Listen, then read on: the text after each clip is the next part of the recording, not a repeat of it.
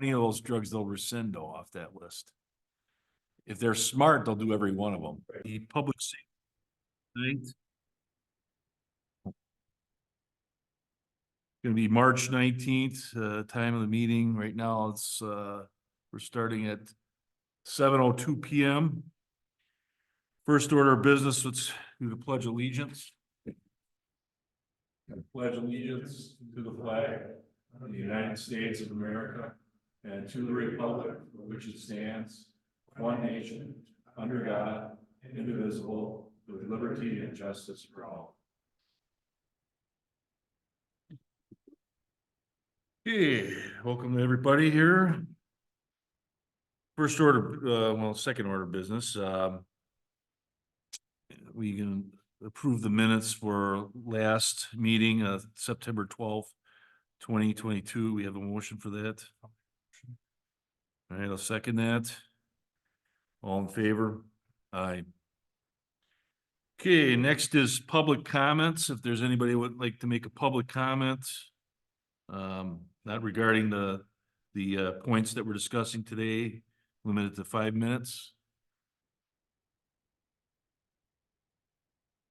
Okay, if there's none, we'll go to the next items for discussion.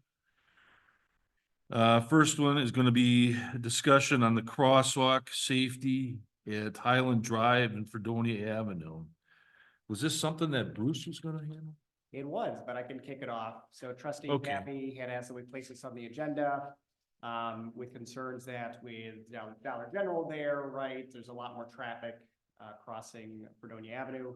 Our DPW director sent me a kind of funny picture over the weekend where they put a nice crosswalk stand right up there, so it's in people's faces. They would obviously have to swerve to avoid it. It got ran over in a good 20 minutes after it was placed. So Okay. I think that's evidence to, obviously distracted driving and things like that. So the question was asked, what can we be doing to help bring awareness to that intersection as it gets busier and busier?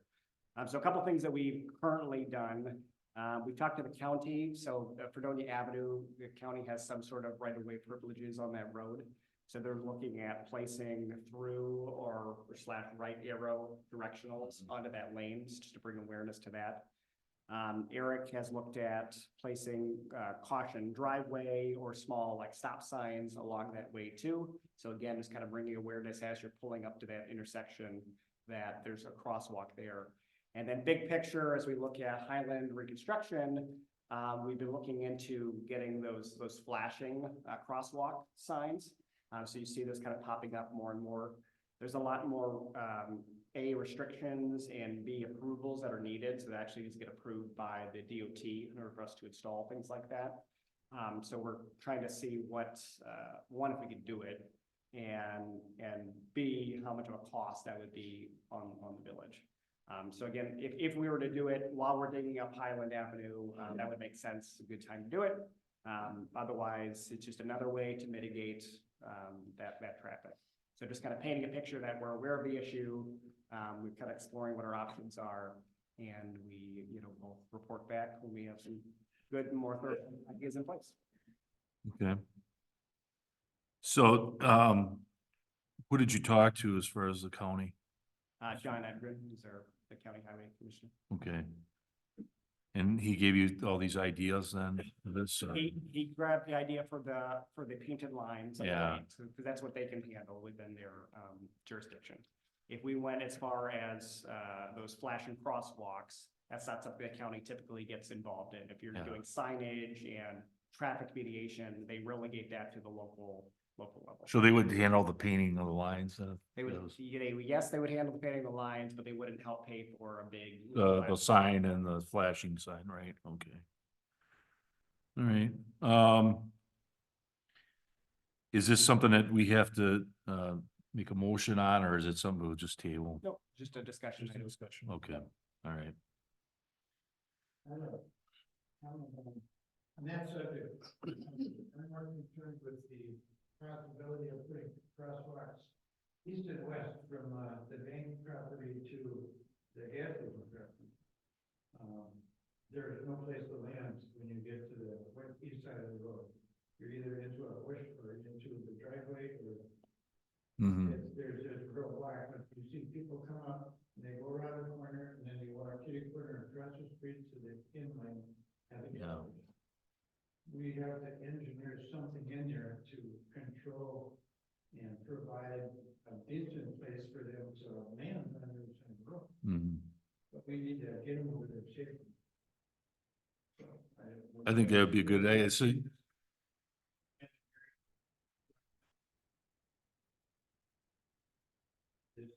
want to make sure that we have that. okay. Anything else?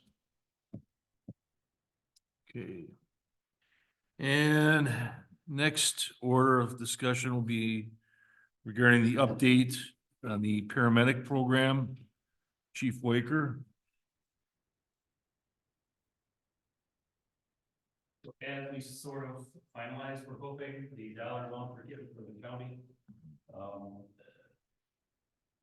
Christoph and myself sat down last week, Tuesday, right? Tuesday. And looked through some of the dollars and, the dollars and cents here, did some scenarios, over the last week here on where we think this monies are gonna take us to. So we get a total, right now we currently have 2 full-time, paramedics and we have 1 part-time paramedic. The third full-time one stepped back and took a part-time role with us for now. So we did some scenarios here, with 3 full-time. You're looking at, to get this through to the end of 2025, you're looking at $715,000, to do that with 3 full-time. We went back, we looked at where we're at with 2 full-time, and right now I have 2 other part-time people that are interested in, participating with us and working for us. So doing that scenario, maintaining the 2 full-time people that we currently have and adding 2 more part-time, would be 3 part-time people. We can do it for cheaper, $638,000. We're not paying the WRS. We're not paying benefits to them, the insurance, things like that. So we can do it a lot cheaper. We are, however, we are only giving $548,000, so we're about $90,000 short by the end of 2025. So just wanted to show where we're at, I guess, on that. Looking at options of how we can fund this out to the end of 2025, right now it's being about 90,000 short. My strong opinion is that we need to do this right, rather than right now, we're not filling any gaps. So if Casey, our paramedic, can't work, we're leaving it vacant. Not at the paramedic level, we're running as EMT level now. So, just some concerns there on my part. You know, I said to Christoph, I said I have family members in this community, and God forbid the day that we don't have a paramedic, we could use one, you know, so I don't want to, that's my philosophy or my beliefs is we don't want to do it next. We want to do it right. So, thoughts, questions?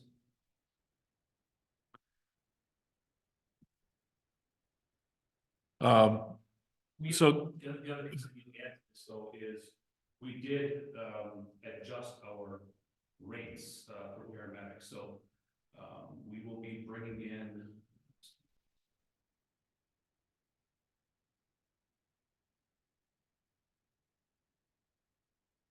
Bringing in about $400 more call, with our adjusted rates.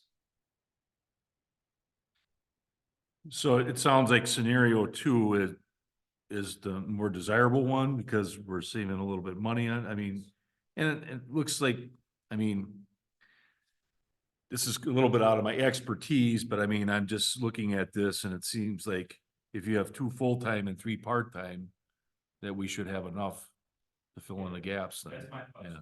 We'd be able to fill in Yeah. all the gaps. Okay. Okay. The two part-time people are local, one's from Belgium. Okay. So they're within the community, they're for the community, and both of them have said they just want to be here to help. Well, good. Good to hear.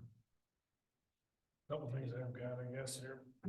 So I'm a little concerned slightly, just for the fact that we're looking at doing another referendum here next year, we'll be looking at 3 straight years of, 2 school referendums and now this referendum. I just don't want people to get referendum fatigued and all this stuff that's floating around on Facebook. We've all seen it. I don't need to go there. But, so I'm a little concerned about how that messaging is gonna be. And obviously I support it 100%, but I'm concerned about the messaging, but then hypothetically speaking, let's say if we get a referendum that does pass, that will not go into effect immediately. How does that work, I guess? So it all depends on when we would go out to referendum. So we've talked about that. The goal has always been to make dollars stretch or, figure it out through 2025 with the intention that we wouldn't impact the taxpayers until 2026. So we'd go out to, in that scenario, we'd go out to referendum spring of 25, similar to what other communities are doing now, and then would get that funding for the 2026 fiscal year. We do have the option, and again, I would only do this if the other 3 communities would want to do it with us. You can go out to referendum in an August election, November election. If you ever really wanted to gauge the population, a November election is the largest turnout that you're gonna see. Granted, keep in mind that timeline, we're gonna be rushing real quick to set up joint meetings and make sure everybody's on board. So I can't promise that would happen. I think we've all been planning that each of the communities, whether they need to go to referendum or not, they would have that time to create that plan of action by spring of 2025 and then plan for their 2026 finances. So I don't know if that explains it. So then what are we gonna do to meet this $90,000 shortfall? Yeah, that's what we were talking about, we kind of threw a couple ideas out, but we do have a rate increase that we'll see. So that rate increase is taking us from a $900 base rate right now to a $1,500 base rate. So we're gaining 25%. So that's gonna help us a lot. Do we do this and then maybe scale back in 2024, we'll see what the income is at the end of 2024. See where the numbers fall, and then we can adjust our staffing levels for 2025. And I did talk about that all, just our current budget, we just back things down a little bit and see if we can squeeze that up. When would the rate change take effect? 2025? Now, okay, January's billing. okay. And then the other part of this is that whenever we, recommend, it's gonna end up going to the other 3 communities too. So I would solicit feedback from them to see what, be real about these numbers, be real about the actual costs. It's a new program to all of us. So now that we have some of the data behind us from, a quarter of running this program, we can now go to them and say, all right, these are the real costs of running this program. Do you find value in it? Do you feel like response times are good enough? And then if so, this is the actual cost that we need your assistance. So if it came down to, a 50K gap based off of our formula, that would vary, 10, 15,000, maybe each community would need to fork over just to get us through. So that's another option, is we could make that ask of the other communities to tide us over. I wouldn't want to have to do that because it's obviously unplanned. So our first steps would be making sure, we've crossed all of our options off on our end before we can make that ask. Right, and I get that, but at the same time, the village and town of Belgium know what's coming. Yeah. They're part of this as well. They can't be that shocked. Yeah, and Vicky put together a nice spreadsheet for us and plugged numbers in there the other day, and we were working with this. And it broke down what everybody's gonna be paying. So that's something we can share with them the next time we meet and say, here's where it is, just so you can plan for the future. Yeah. And we share these numbers right here and say, there is gonna be a shortfall, but we're gonna tighten things down a little bit. We did buy a lot of brand new equipment, new bags and everything like that, so there shouldn't be any of that for the next 2 years. Right. And that's something that we typically have in our budget, buy stuff like that. We use the county funds to do that, that extra $100,000. Right. Regardless, like I said, I trust the opinion of Brian and whatever we're gonna do here. I'm just saying, just from my viewpoint, from what I've heard, there is a lot of referendum fatigue here between, no matter what happens on April 2nd, one way or another. When you're asking a lot of voters, would I rather vote for someone to come and save my life, I dial 911 or whatever it is with the school. You know what I mean? It's like we've had back-to-back school referendums and now we're looking at doing another spring referendum. I just don't want people to get tired of like, oh my God, you know how it's gonna go, my taxes are gonna go up, my house, but you see this stuff. So that's my only, I get leery because I wanna see this be successful. I just don't want people to get tired and start all of a sudden throwing these. Well, I guess the good thing about this is though, it's you're paying more for the services. This is not raising property taxes. So I think, I mean, you're just paying by the need service. Well, you're gonna have to pay for it, isn't it? No, that's No, not It's not true? true. Okay. It's reference taxes. Tax levy. It would be a tax. Okay, okay, That was us. Right. You know, okay. Cause I thought you said you were raising rates to compensate. And just so you guys know the breakdown here, because I think the larger chart that you see is important. So the grant money is covering us for just the paramedic payroll costs for 23, 24, 25. And then the ask of these other communities and ourselves is to say, hey, you know what, when we run this service, it's not just for paramedics. When we send the ambulance out, there's no way to separate Yep. our ambulance versus just our paramedics. So if you're gonna buy into our whole program, it's all of these costs. We making sure to include all of the costs to operate this service. That way, again, we're being upfront with both our taxpayers and these other communities, the actual cost to run this program. So, Yeah, and then the income offsets that, it includes all. Any answers that income stays in the district. twofold question then, I guess, on that. With these other referendums that are going on April 2nd, who are we watching the most that's probably be comparable? Is it Port, Saukville, Cedarburg, all three? I don't know if any of them are, because they're all asking for more people. They're all asking for 8 people. That's right. We're not, we're just asking for our 3 that we currently have. But I'll tell you, I printed off every marketing material that they've put out in all those communities, because I'd love to learn from them too, see which ones pass, which ones may not, and then follow the ones that actually do it. I'm very interested in what Saukville's gonna do, the town of Saukville, because they'll have both questions. They'll have the school referendum question, they will have this EMS question. I'll be curious to see Yep. what the breakdown is of that. Would be interesting to me. I just wanna make sure, cause then I guess the other question would be hypothetically, I just always try to look at it that way. If this, let's say we get a referendum on it and God forbid it fails. What do we do? What's the backup plan? Well, we just had, at the towns meeting we were at, I think Bill Rice was there and you know, he posed that same question. He's like, if all the communities pass, it's great, I know what I'm doing. If it fails in all the communities, okay, great, I know what I'm doing, I'm not doing the program anymore. But it's that mix. What if 2 of the communities say yes and 2 of the communities say no? Bill was like, I don't know. I don't know what that is. One of them fit. Yeah. Right. You're sitting, probably the other 3 communities gonna cover the $100,000 that they're supposed to be putting into this, and then what do you do for their services? Well, right? and- They'll continue to provide service. And hypothetically, right, I mean, look at Port Washington, what they got going on with their water upgrade, and now they're asking for an EMS upgrade. What if that fails?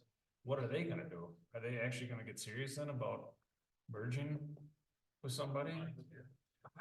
I would hope. I don't know what other option they would have at that point. So you're right. I mean, that's another thing taking effect. What if 2 out of 3 passes and one of them don't? Now what? And that's a conversation I want the joint group to have before we all go to referendum together, Yep. because I want us to be prepared for those options, you know.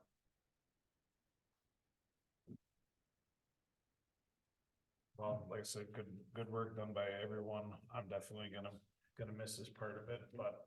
I miss Andy.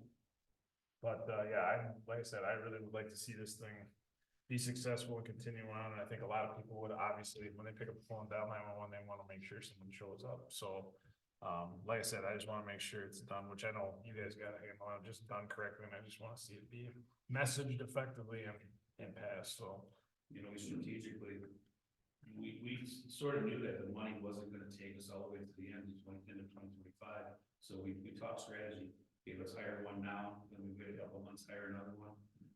We weren't supposed to hire Casey, the third one, until like March, April, but damn lucky we did, because the auditors were right here in January already looking at our books. So good thing that he was here, and we did have him hired so that we can have that haunting us as well, but all of that kind of, you know, sets us back a little bit, I guess, you know, the dollar, because that's not $100,000. right.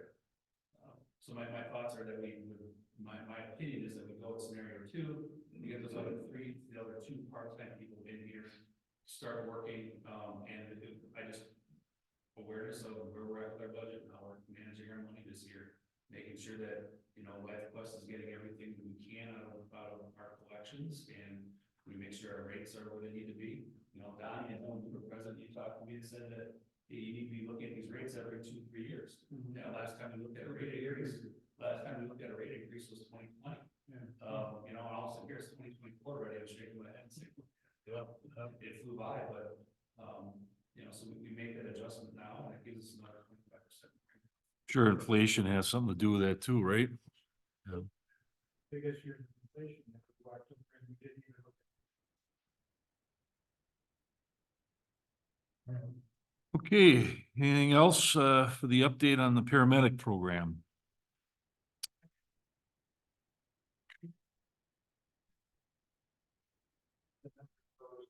There was talk of, somewhere in the neighborhood of a $25,000 figure that each community would have to come up perhaps based on figures at the time, what it was. And that was, some of the breaking number. Is that something that's still, viable? For the balance of 24? For balance of 24? That's 25, that could be a conversation now to be had, right? There's some variables in the air right now that we can't really make realistic. Even estimates. Yeah. We can't budget, we can't, because we just don't know what we're doing. And going through the rest of 24 and then heading into 25, we'll be a little smarter about know where we are. But by the time we get, say, to September of 25, we should be able to identify all the shortfalls that we're definitely going to have, all of the things that we can't definitely cover and things of that nature, and get it down to a point where we have a realistic dollar amount estimate that we can talk about. Yeah, definitely. And even for this shortfall here at 2025, I think we can use that formula sheet that Vicky put together from Belgium and say that, okay, we're gonna be $70,000 short. Here's what everybody's piece of it is. Can we do this? Yeah. Can you guys fund this to finish us up? Because we always reach that as a way of determining the fears. You know, and we got proof that the money wasn't wasted or frivolously spent. It was spent on wages. Yep. Spent 100% on wages. There was no anything else involved with that. Okay, let's move to the next item. Update on the student ride along program by Sergeant Leet.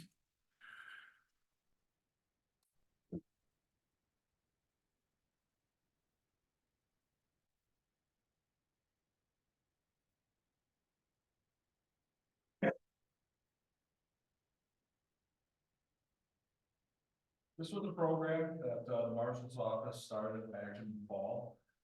Periodically over the years, we've done this occasionally, usually as a fundraiser for, an organization that was doing, looking to collect money for their fundraiser or something else. We'd offer basically a give the kids a ride to school program, where one of the marshals would go over, pick them up, kind of show them the squad, show them the radios, everything, talk to them a little bit, and then give them a ride to school. Last fall, we decided to expand that into a regular thing with the Northern Ozaki School District. And it's been successful since. First Monday of every month, we would give a couple kids, usually brother or sister combo, a ride to school. And it would be the same thing. Show up, it was usually me doing it. I'd show them the squad. I'd talk to them about this is what the radar does. I'd show them the moving radar on the way to school, talk about the computers, everything else, and then give them a ride to school. We rely on the school to select the students, and it's been usually students that have been submitted by the teachers for good performance with their grades, or they're helping other students or something like that. And then usually we get pictures, and Chris puts the pictures in the newsletter. And it appears that for this year, at least, the program's over. This is at the request of the school, with everything going on at the end of the year. They want to focus on the end of the year stuff. So we're done with it for this year, and then we're going to be resuming it again in the fall. Okay. So. On, how often, like once a month or? once a month. Okay, okay, well, that's good. I had originally offered them twice a month, do it every other week. The school wanted to start with once a month Yeah, and go from there. My plan is to raise it again, okay. this fall, but at this point, again, we're relying on them for the selection, so, Mhm, mhm. to some extent, I kind of have to take their lead in that regard as to how often they want it. But, I'm more than willing to do it twice a month. And I think that's good too, because then the more kids that get a chance to do that, and they get more interaction with you and I think that, the more positive reaction, you have with the police, the better. They coming from Milwaukee, a community like, mine, I think that's good. I mean, it's vastly different. The populace there is vastly different than ours, but, I'm glad you're doing it. And it sounds like it's going pretty successfully, so I keep up the good work. Plus with the timing on it, the other students see them dropped off, Mhm. the parents see them dropped off, and that sparks the conversation, which leads to that as well. Sure, sure, right, right. Anything else to add then? Not on that one, Okay, other good. than I look forward to starting that up again this fall. Good, good. Well, I suppose you could stay in the hot seat there, unless you wanted that microphone. Uh, I also have a loud voice, so. Uh, Somewhat. we share the same kind of characteristic, unfortunately for me. Okay, next, we'll be interviewing, Sergeant Leet for the marshal position that's open, or that's not open, but that he'll soon be filling. Sir, is it possible for you to recognize, but Yes. I am Oh, going I'm to sorry. depart. I think it's important for Eric to be able to speak to you freely while he's sitting back there. So I'm going to leave and allow you to do that interview. But Okay. I would like to say to you that Eric has been here nearly as long as I do. He understands Fredonia, he understands what we've done with Marcus. Mhm. And he has my full endorsement and full trust. For what that's worth. It's worth a lot. Yeah, Perfect. thank you. Thank you, Marshal Dable, and thank you for your service for the past, 20 years, or was it? Yeah, okay. I was guesstimating. We're good. Lucky guess. Pretty good. I think you might be almost right. I really, okay. So we have a few questions and, like I said, we're not gonna grill you. Thought, trustee Pappy was gonna be here, but guess he had some other business going on. So, this is just some vetting questions, we'd like to ask you. So why do you want to be the marshal for the village of Fredonia? There are several reasons. Part of it is one of my career aspirations, for a long time has been the big chair, as I like to call it. I've enjoyed the leadership positions I've had in Fort Washington Beach Police Department. And I've aspired, to be a police chief myself. It is something that few people in our profession have the opportunity to. I believe the number is something like 2%. The opportunity just wasn't there for me in Port. But I would have loved the opportunity to serve there, and I would love the opportunity to serve here. The second part of it is I am kind of a homeboy in a lot of ways here. I grew up in Lewisburg. I'm very familiar with this area. I'm very familiar with the culture, the people, and I love it here.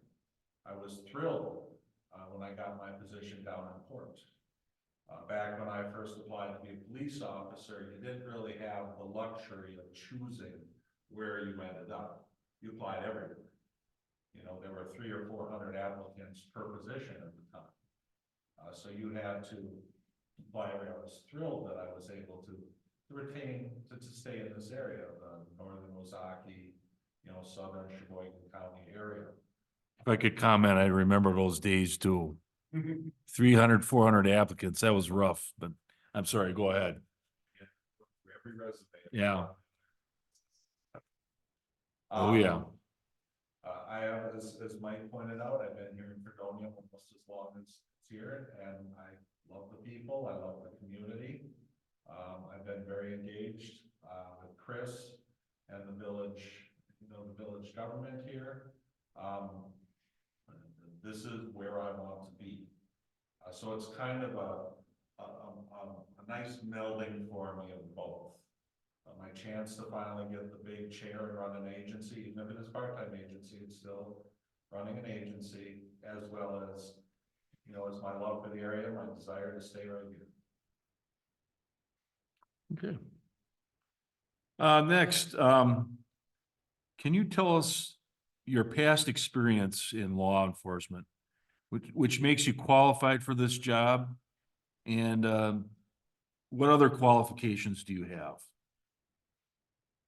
Well, let me start with my general experience, my law enforcement experience, because, it is a working chief position. I will be expecting myself to do road duty and answer calls and all that other stuff.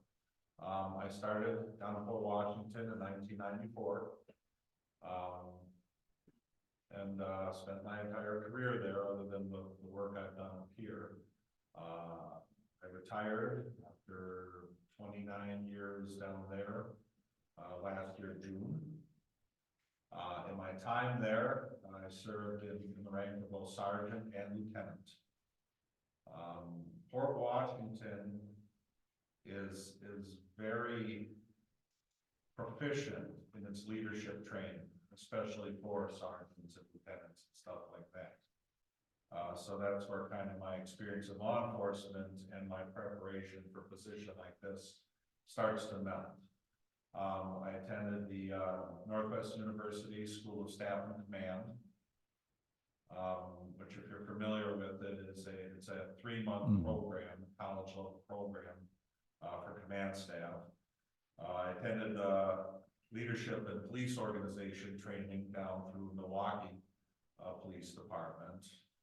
I've had training in ICS, Incident Command System. That's the Federal Incident Command System up to level 400. Had a lot of leadership training over the years. So again, I think I bring that blend of the street experience, the officer experience, as well as the leadership training I've had, which I think for a position like this is important, because it's not just an administrative position. We can't really afford to have just an administrative position. The chief here has to be able and capable of doing the control work as well. Okay. What is your philosophy or style of law enforcement? My philosophy and style, my go-to is I like to resolve the problems first. I tend to be a communicator.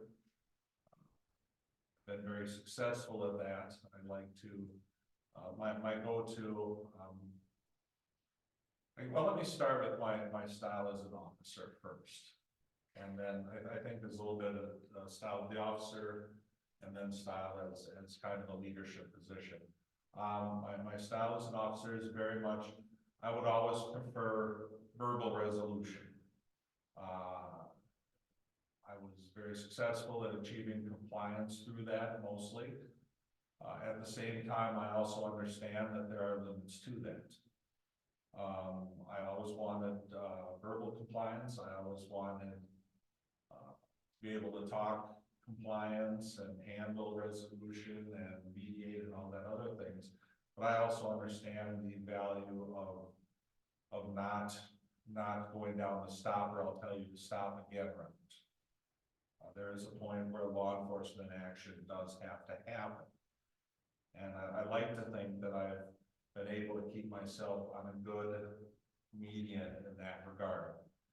Do the law enforcement action when needed. but capable of the mediation and the de-escalation and all of that as part of it. My leadership style is very much, I strive for a team perspective. One of the things I highlighted as both a sergeant and lieutenant down in court is my belief that as a leader, I cannot succeed alone. If my officers or the people I'm leading are failing, I cannot succeed. My success is their success. My leadership style is all about giving them what they need to succeed. Giving them the support, giving them the guidance, leadership, equipment, whatever I need to do to facilitate their job in doing what they need to do. Sometimes giving them what they need to succeed does rise to the level of discipline. I'm not averse to that if it's required. Again, my goal is to not have to need to even get to that point. If we hire right, if we train right, if we support our officers, and let them do what they're good at, good things will happen. Okay. I'm a big fan of, I'd just like to add is I'm a big fan of the verbal compliance thing to it. Getting back to the officer style, because that's what you want. If you can say, sir, what can I do for you to gain your compliance? It's something that we learn. Sometimes it's, well, why would an officer say that? Well, because we don't want to go to the next step, but if we have to, we will. So Correct. I'm glad that you have that philosophy. Next, what is your future planning for the Office of Marshal? And are there any changes you would make? And if so, why? Some of the changes I've already started working on. And I was glad that Mike supported me on it. The decision to create a second in command position was one I first brought up. The creation of the sergeant position that I'm actually in now was a recent addition. I felt it necessary. I felt it was always crucial. Let's be honest, we're not young and no one's promised tomorrow. If something were to happen to me, a medical thing, something that I couldn't continue, or even if I'm out of state, I just was down in Arizona for a couple of weeks.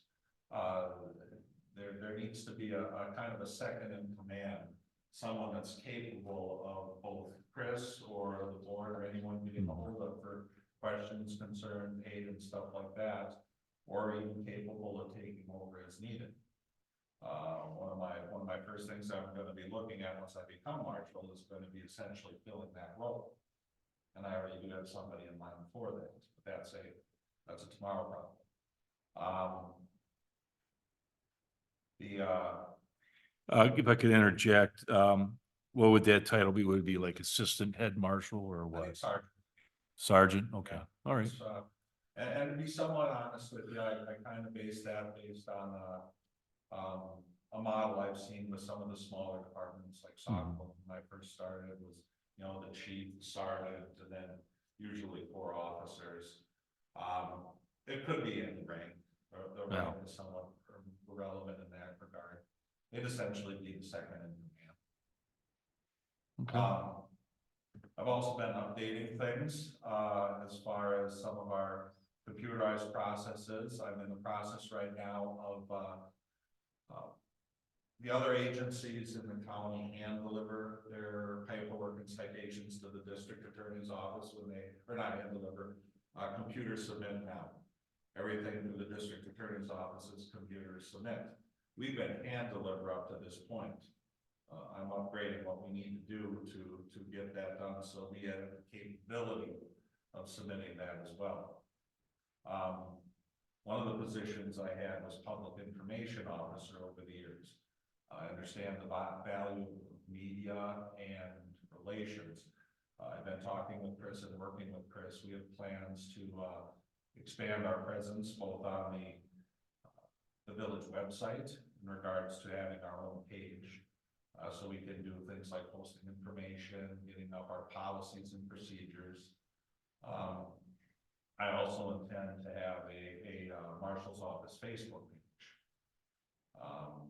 That's, you know, one can delve into the value of good and bad of social media. The fact is, it's out there and it's not going away. And we need a properly handled presence on it as part of that. So that's something I've been in talks with Chris about. I want to get that set up. There are a few things coming up that is just pretty much considered standard when a new chief takes over an agency. I'm gonna be spending a lot of time probably in the next few weeks going over our policies, making sure that our policies are where they need to be, especially the 14 mandatory ones that statutes require. I believe they're in pretty good shape, but I wouldn't be doing my job if I didn't go through and verify, especially since we want to be posting them. In fact, we're required to post them. That's a statutory requirement that we need to meet to post those mandatory policies. So I'm going to be getting that going. Regarding the Facebook, you said you're gonna do a Facebook, page, and then you're gonna have like something on the village meeting updates for the marshal, the office of marshal. What kind of things would you put on there? Would it be regarding like maybe, there's maybe a rash of speeding on Fredonia Avenue or something like that, or things like that, or what? Okay. The village website page, I anticipate including things like, first off, our mandatory policies, which are required to post, links to law enforcement related village ordinances. And that's going to be general information. It's kind of an information kind of page. Links and information on how to submit open records requests. Ideally, I'd like even to have a kind of a tip line kind of on there where they can submit tips and stuff, which will come into our office, and the link for that will be on there. The Facebook page is going to be just mostly information, stuff about like winter parking, stuff like during the summer. I anticipate maybe putting articles up there about bicycle safety, sharing the road with motorcycles, stuff like that. Also, I intend to use it for links for other adjoining agencies that do similar things, for Washington, Saukville, kind of the broader community. So I anticipate kind of the two different roles. The website on there is going to be kind of a repository of information. And then the Facebook page will be, articles and sharing information. All right, the next question I was gonna ask you, I guess it's gonna be repetitive. I was gonna ask you about oh, actually, no, I'm sorry. It's different. I thought it was regarding the school ride-along program, but it's different. All right, what is your current relationship with the school resource officer, and how would you continue this? It's very good. Yeah. Part of my time up at Fredonia was, I was the school resource officer for a while here. Fredonia was a part-time thing. So I have a really good relationship to this day with the superintendent and the school district there. That somewhat got taken over by Dan Wolf, who's also a marshal up here, and more recently by Nozaki County Sheriff's Deputy. Valentine, I think. Yep. Yeah. Yes, sir. Who also is one of our deputy marshals. Oh, okay. Yeah, I just talked to him. He worked his time in the school today, and then he came and did time on the road here this afternoon. I just talked about sort of a comic case that he just hooked up by one of our local businesses. So the relationship with myself and the school board and the resource officer is very Good. Okay, so we're pretty much done with the vetting questions. Josh, I know you wanted to ask him about the squad cars and how you wanted to continue with the reallocation program with that. Yeah. Go ahead. Just kind of your viewpoint, Don, I know with, Mike, you know, being the chair of finance, that's something I've always thought he did a really good job of with putting some money aside so we don't have to worry about going on borrowing money, or at least a lot of money to get a squad car. I mean, you know, when you taking on this role, I mean, it's a lot of hats, and that's what I always admire about a position like this, is you're doing a lot of different things. You have to be the accountant and you know, the guy on the road and administrative and disciplinary. I mean, you do carry a lot of hats. So I mean, in terms of, you know, how do you continue, or how do you see things working, I guess, from a financial standpoint, to kind of keep that status quo of, you know, it was always nice when it was like we had to upgrade a vehicle. It was either we could give it to the fire department, then we just had money set aside to go buy one.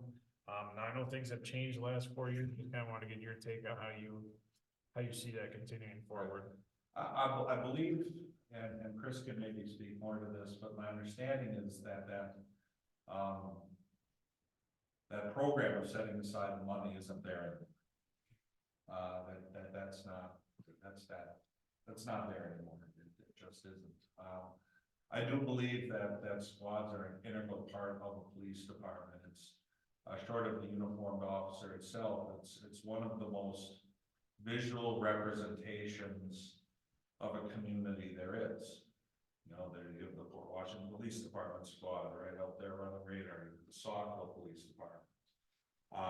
They need to, I believe, be well maintained and in good shape, both for service and function, and again, for that appearance purposes. So I'm a believer that we can't just keep running them until they die. There is a point where you do have to replace them.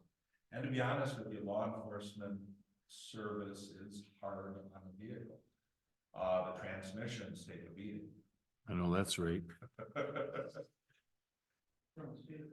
front seats, the transmissions, you know, they take a beating. Now, that being said, our vehicles are in good shape. I will be conducting an annual assessment of them prior to budget time, and I have a good working relationship with Chris. I've gotten no indication that there's going to be any issues in that regard, but I understand, you know, he's responsible for the whole big picture in the budget. So I do intend to work with him on this regard.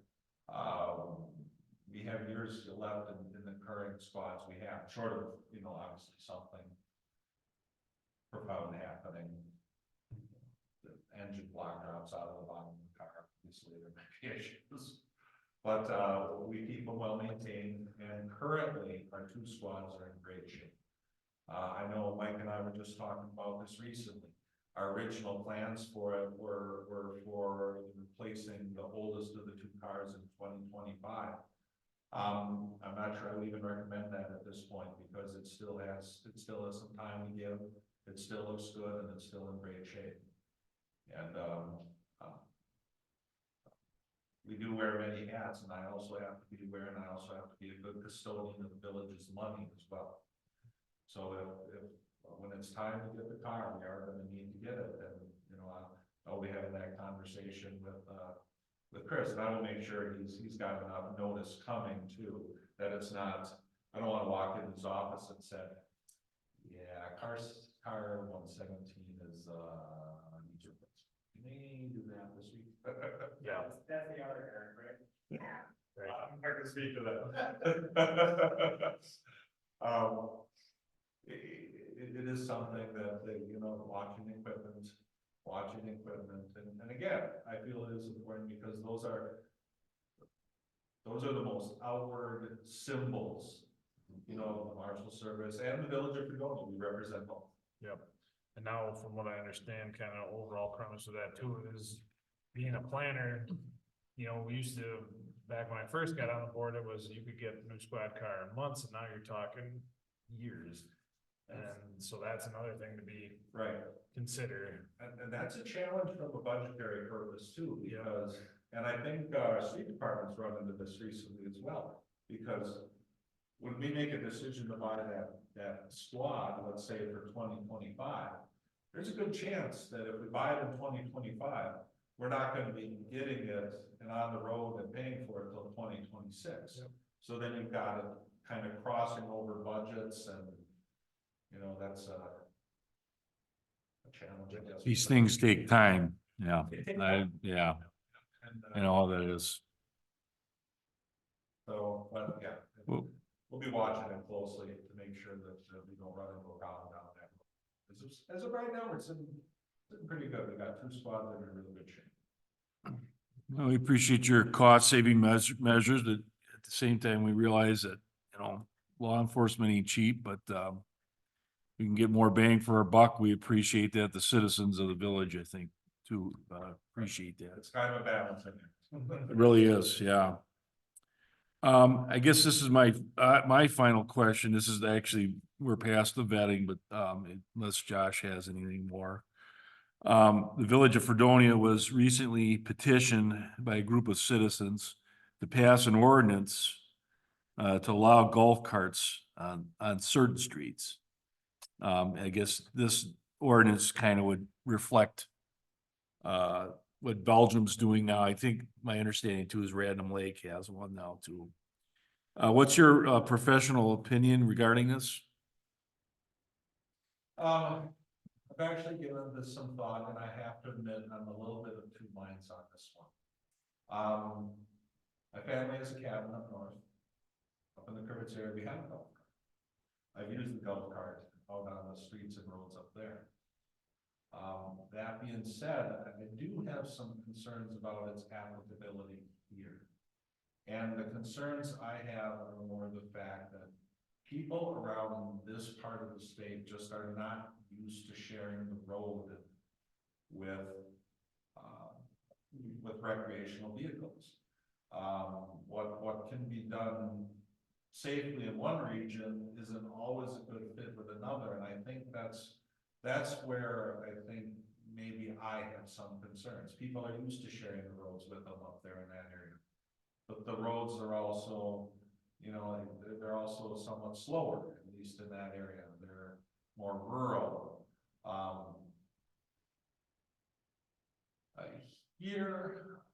Here I've got concerns that people just aren't used to sharing the roads with them.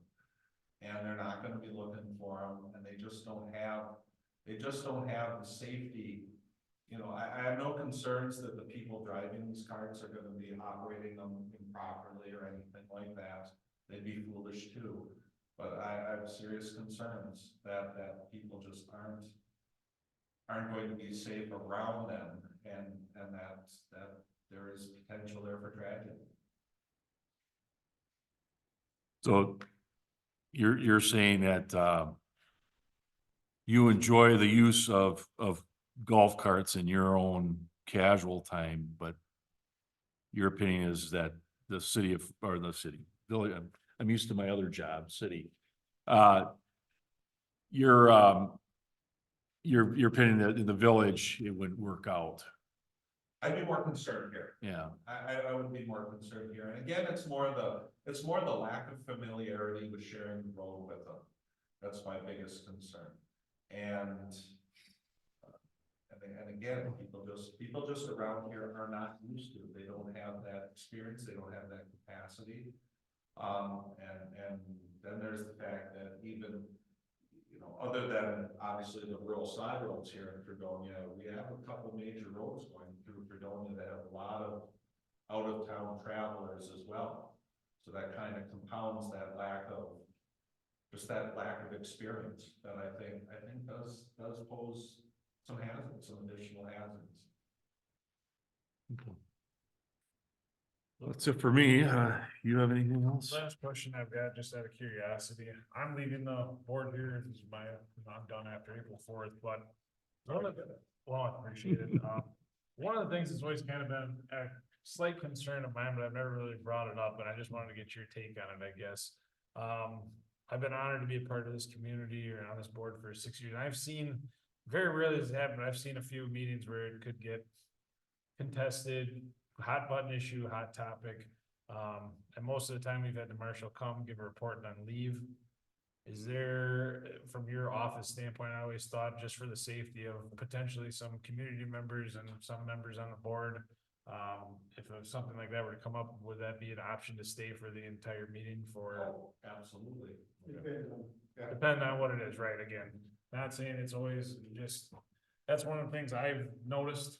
Over my years here, and like I said, Mike's done a great job, that's always been a thing where it's like if something. Something comes up where it's like you just never know Yep. what could happen. Absolutely, and, one of the advantages of me being retired down in Port is I've got a little more flexibility now.